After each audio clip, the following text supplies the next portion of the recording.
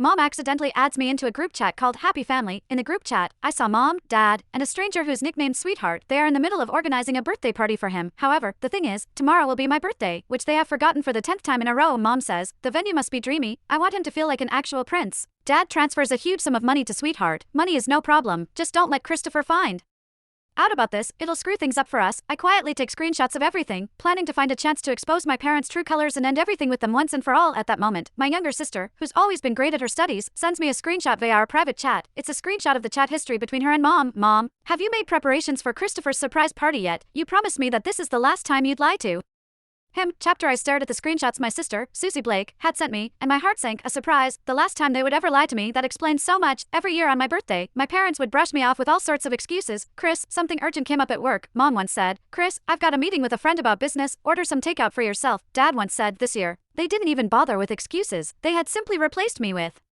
someone else. I tossed my phone aside. My chest felt as if something heavy had lodged itself there. Another WhatsApp message from Susie popped up. Christopher, don't overthink it. Mom and Dad just, I replied with just 2 words. Got it, overthink it. How could I not overthink it? The facts were right in front of me. That birthday party for their sweetheart was the so-called surprise they had lied to me about. As their biological son, I was nothing more than a backdrop for another boy's happiness.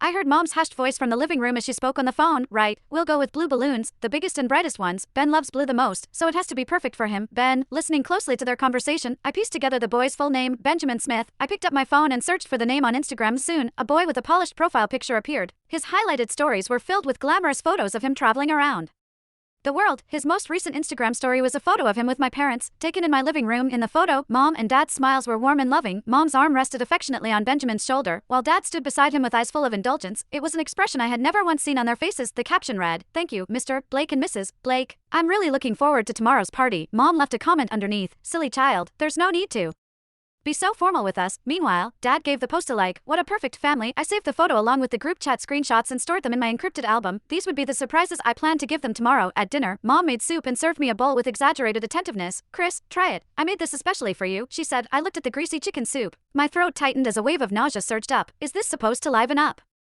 Benjamin's birthday party? I asked lightly. The smile on Mom's face froze. She glanced at Dad, and his expression darkened immediately. What nonsense are you talking about, Benjamin? He replied. Oh, looks like you forget things easily, Dad. I took out my phone and opened the photo. Isn't this boy your so-called sweetheart? Dad's face turned ashen in an instant. Mom rushed to smooth things over. Chris, you misunderstood. He's the son of an important client of mine. We're just helping to organize his birthday party. A client's son, I sneered. Is he important enough to have a whole group chat, to be tagged as sweetheart, and to even receive a large money transfer? Is he important enough to make you ignore your own son's birthday entirely? In an instant, the living room fell silent except for the sound of breathing. Susie rushed out of her room and grabbed my arm. Christopher, let's not get carried away.